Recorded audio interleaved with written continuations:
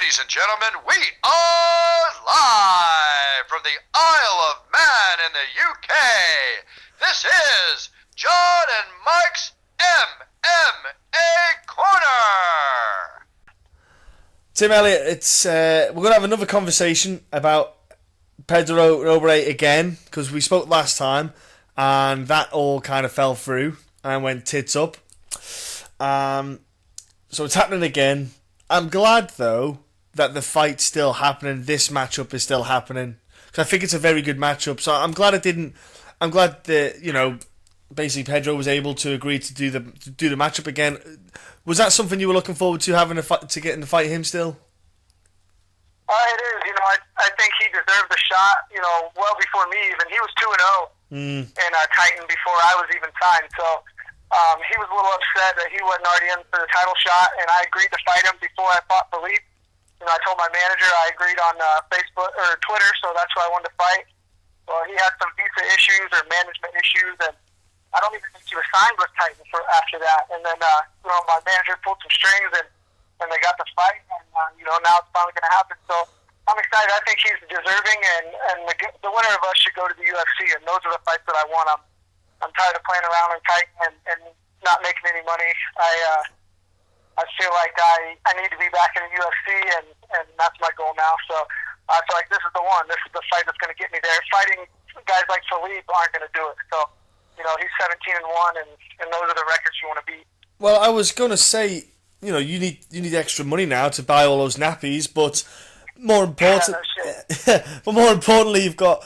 Yeah, Pedro Nobre's got that, you know, that nice little win streak.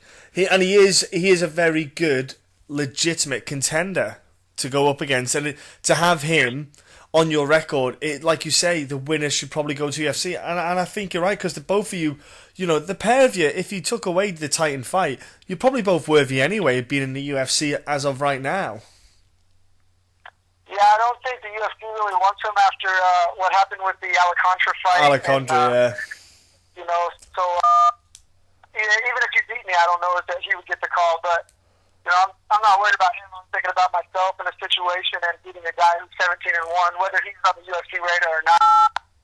He's a highly ranked guy, and you know, fighting good guys brings out the best in me. I was worried in the Philippe fight. I didn't feel like he was deserving of a title fight. He was a young kid, and that makes me nervous. I want to fight good guys. I rise to the level of my opponent, and you know, I was a little nervous in the Philippe fight. I have no nerves in this fight. I know that this guy's good, and that's exactly what I want. Yeah, I was going to say, when you know the guy's got that kind of high level, like the high level stamp that he's got, you do focus. But I'd imagine you would make sure your T's are crossed and your I's are dotted, because you can't afford to really mess up, because he probably will take advantage of these little mistakes that you make. Yeah, exactly. Now, with your training, prepping, I imagine it's pretty much just been the same thing, because it's been the same guy you're prepping for. You haven't probably done anything different, I imagine, in the past, let's say, like 4 or 5 weeks since last time, apart from eat maybe a bit more food. You know, I mean, honestly, I feel like I can beat this guy on my very worst day. And, you know, I'm not making very much money fighting with Titan, so my training is really... has gone a little stagnant. I don't go to the gym near as much. I'm not making enough money to be away from my baby. So, you know, usually my training is now consisting of when the baby takes a nap or whenever the mom's here, then I go and train, because her mother, she works a full-time job. She has a real job, a good job, and me fighting is more like a hobby. So taking care of the baby and being a good parent has kind of taken over being a good fighter. And you know, if I get back into the UFC, maybe that'll change, because the pay will go up. But as of now, I'm not making enough money to spend the time that I really should be spending in the gym. But again, I think that you know, I can beat Pedro on my worst day. So I still feel confident that my cardio will be good and that my technique will be enough to get the W. I was going to say, with Glory and May, the boys there, I imagine they work around your schedule that you've got, obviously with the kid, and I'm sure, you know, they're as helpful as they can be to make sure you're prepped and ready for the fight. Oh yeah, I have a great set of guys, and you know, even outside of coaches, because we really don't have a head coach. You know, James Krause, he teaches Zach Cummings, he teaches, and we have some guys come in and teach. But we're just a bunch of fighters, trying to grind it out in there. So I have plenty of guys. And it's not for lack of having guys in the gym. It's just more, the time the time is valuable to me. I know I'm not going to be fighting forever, so I should be, training my hardest point right now. But again, this is my first baby, and these things that she's doing now, she's starting to talk, she's starting to walk. So, I don't even miss the gym or the training. I'm still getting in some cardio and my technique stuff, but I'm not in there busting heads every other day like I was before. And my training is starting to get better because of that. I've noticed my technique has gotten better. I'm doing things that I never did before. I don't have to be, a war fighter all the time. I can actually pick my punches and move my feet a little better. And that's all I'm really working on right now at this point. And is that just simply because you've been able to step away from, like you say, you've been in there. You used to go to the gym all the time. You're going at 100 miles an hour. You're going full pelt. And now you've had to step back and slow things down. I imagine because you've had a bit of time to look at stuff, you can review things a lot better. Is it just literally is that literally why? Because you've had that additional time free?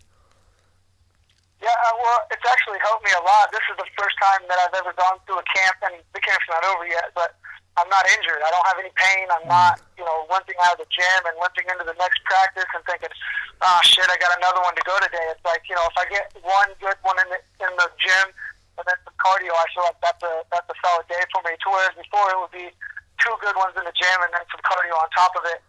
And, I plateaued for the longest time because it was dreadful to get up and to move. And now, I'm having fun. I miss the guys in the gym when I see them because I'm not seeing them for 8 hours a day. It's like I don't see them for a half a day or a day, and then it's like, oh, hey, it's good to see you. When before it was like, oh, God, this guy again. Look, Tim, it seems that, look, firstly, being a parent it's something that you're taking seriously, which is a great thing anyway. And the fact that you're understanding that, like you say, the little ones walking, talking, it's something that you won't get back. So, spending the time is a brilliant idea of the little one. And also, you're learning as well, as a martial artist, about your training, how to look after yourself a lot better with, the way you should fight, picking your shots better, like you say, the footwork. It's almost like you're an evolving fighter again. It's like a new Tim Elliott that's going to come out potentially in this Pedro fight, I imagine. I think so. James has been trying to instill some of his stuff on me for a long time. I feel like whenever we were in there grinding, like I could beat a lot of those really technical guys, and but still, it didn't last forever. And guys like James start to figure you out. If you come grinding really hard, a smart guy will figure you out over a matter of time, and that's what he's done now. So I'm trying to evolve into more of his style of fighting, and at the same time, he's kind of evolving into my style. So we're kind of swapping roles a little bit. The things that I needed, he has, and the things that he needed, I have. So it's just we're really balancing each other out right now. I think when you see James fight, you're going to see a whole new guy too. He's not going to be standing point fighting anymore. He's going out to take heads off, and he's on a whole new level right now. And hopefully, I can carry that on into my fight. That's awesome, the fact that, the pair of you are taking the best bits out of each other and trying to apply it to your own style. And like you say, I hope to see a new version of James Krause as well. I think it's awesome to watch, but if we get a new version, I'm all for that. I'm all for watching him taking people's heads off. I guarantee you, he'll be a totally different guy in this fight, and he's finally. I think in the past he was thinking that maybe he wasn't as good as some of the top guys, and now I don't think he even questions that at all. He knows that he can compete with the very top guys, and that helps his confidence. And man, when he goes out and tries to knock people out or submit them, he'll do that. To whereas before he was just trying to win rounds and win positioning and win moments. And now he's trying to finish fights, and he'll be a whole different type of danger about him now. That's awesome to hear. Honestly, it sounds great. It sounds, I love to hear good news from the gym, and when you've got Anthony as well on the card with yourself, who's fighting Benny. Anthony will be looking to get a nice W as well on that night too. Yeah, he needs to get back with his winning ways. I think he's a little disappointed with how his fight with Brett Johns went, and I think he would like to take another run at the 35-pound title. Look, all he has to do is just go. He just has to go out there, focus, like you say, get the win, get back to winning ways, and it can make things can happen. He's just got to get back on the saddle, so to speak, like they say, and he's got the capabilities of it. I enjoy watching Anthony fight. He definitely has all the skill sets. With him, sometimes I think it's more in his head a little bit. He gets too into this is how things are supposed to be done, and it takes away from his creativity a little bit. And that's a good thing about us not having a head coach is we don't have somebody in there saying this is the way something is done, and this is the only way something is done. Yeah. We have guys saying this is the way that I do it, and this is the way that I do it, and this is the way that I do it, and then we kind of just pick the one that we like the best and go from there. So usually. I don't know. I think that what we're doing right now with the gym is, as good as it can be without a head coach. And sometimes even not having that head coach is a positive for us, I feel like. Because you're all working together, that's the key. The reason why it's working without a head coach is because you all are not letting the ship sink in the water. You're not letting it fall apart. You're all working together, and that's what it is. Honestly, I get that feeling whenever I talk to anyone from there, and that's exactly what the vibe is from that gym. Yeah, I mean, and our guys stay here, we don't stay here because the scenery is nice and the weather's good. I was moving around trying to find a gym to be more permanent at, and I could have moved anywhere. I had the support of my girlfriend. She was ready to go to any city that I could find to train in, and I just got lucky and stopped in here. I was actually here training at another gym in Kansas City. I left that gym and cross-trained it was Grindhouse at the time, now it's Glory. But I trained there one time, and then, we moved up there, and, we've been here for 4 years almost now. So, and it's all because of James Krause. It has really nothing to do with the gym or Kansas City MMA at all, but I knew that James Krause was a super, super smart guy, and, man, I just try to do anything that he says. If he says something, I try to go out there and do it. Even if I think it's crazy or wrong, I just have 100% faith and trust in my cornerman, and that's why I never have any fear when I go out to train. I feel like I can beat anybody because I have, the knowledge of James Krause in my corner. Tim, I can't wait to watch you get back to fighting again. Love watching you fight, Tim. I really do, mate, honestly.